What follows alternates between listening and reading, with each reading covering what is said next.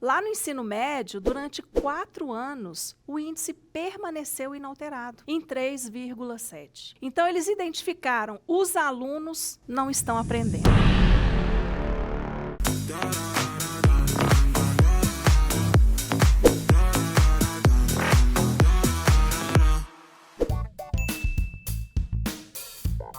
Os jovens estavam muito perdidos em relação à sua estada e à sua permanência na escola. Os números identificaram duas frentes. Nós tínhamos pesquisas que apontavam o seguinte: primeiro, os índices de permanência. Quando comparados com o ensino fundamental, só tinha 64% dos jovens lá no ensino médio, enquanto que a gente tinha 99% no ensino fundamental. Outro índice que eles usaram para comparar isso foi o IDEB, que é o Índice de Desenvolvimento da Educação Básica. Lá no ensino médio, durante 4 anos, o índice permaneceu inalterado, em 3,7. Então, eles identificaram os alunos não estão aprendendo. Aí a gente tinha um problema. A gente tinha que identificar, primeiro, por que esse aluno não está acessando, por que ele não está ficando e por que ele não está aprendendo.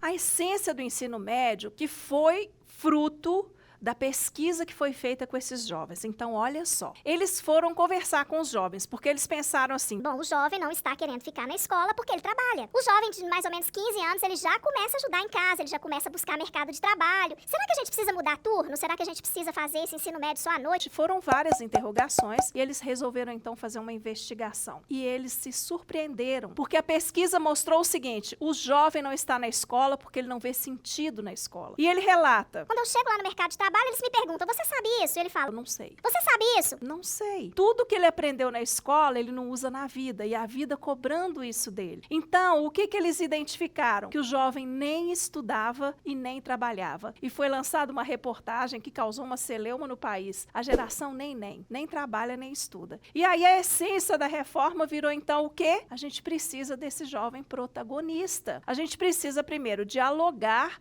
com esse mundo do trabalho que está emergindo aí no século XXI. E, em segundo lugar, deixar esse jovem participar mais do processo para que ele se sinta parte. E essa noção de pertença faça com que ele fique ali no ambiente da escola.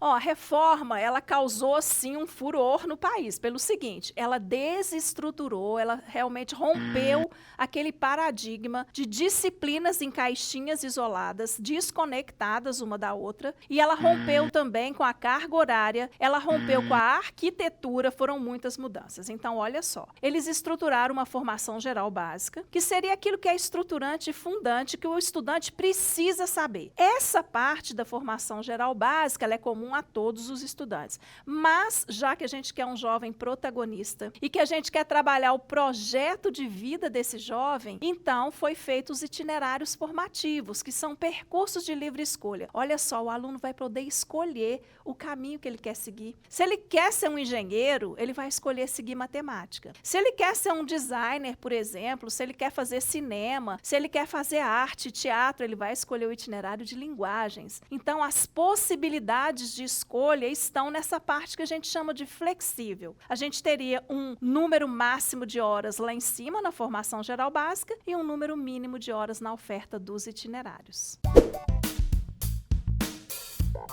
Nisso, a lei foi bem acertada, porque a gente sabe que vai ser uma ruptura enorme. Outra coisa que vai acontecer: muitos professores não estão preparados. Os professores foram formados na caixinha da disciplina. Os professores foram formados, por exemplo, em letras, em história. E agora eles têm que pensar de forma macro, na área de humanas. Eles têm que dialogar com o colega. A gente pode também pôr um professor por área, a gente vai ter que aumentar a carga horária, porque a carga horária do ensino médio passou para 3.000 horas. E eram 2.400 horas obrigatórias. Então, veja bem que a escola vai precisar pensar numa série de frentes. Então, está permitido na lei que você comece a implantação pela primeira série. Então, você começa ali na primeira série, depois na segunda, até fechar o ciclo da terceira série e implantar o ensino médio todo.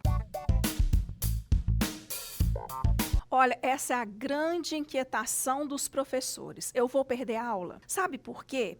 Porque, embora a gente tenha ampliado a carga horária para 3.000 horas, o que aconteceu? Aconteceu o seguinte: essa parte comum a todos os alunos, ela reduziu. Antes eram 2.400 horas para todo mundo dar aula. Agora passou para ser 1.800. Então, o professor vai perder aula? Vai, na formação geral básica. Mas o que eu tenho para dizer para os professores? Para eles se prepararem, para eles atuarem nos itinerários. Então, por exemplo, se você é um professor de matemática, você pode aí pensar: O que eu posso dar aula lá no itinerário? Como que eu posso contribuir? a gente pode fazer, por exemplo, as eletivas também, que são outras coisas que estão previstas, né? Eletivas são unidades curriculares com carga horária menor. Então, olha só, professor, se você é professor de matemática, que tal você montar uma eletivazinha de robótica, por exemplo, ou de programação, alguma coisa que dialogue com matemática, ou de educação financeira, porque lá nos itinerários a gente tem uma proposta de aprofundar, ampliar e aplicar. É formato de oficina, é observatório, é clube de leitura, não precisa ser aula. Então, você pode pensar: Olha, eu sou professor de história, eu sou professor de geografia, eu sou professor de química, de física, no que eu posso dar aula? e não precisa ser formato só aula, pode ser outros formatos, porque a lei permite. No que eu posso atuar? E se você conseguir atuar também no itinerário, ao invés de perder aula, você vai ganhar aula.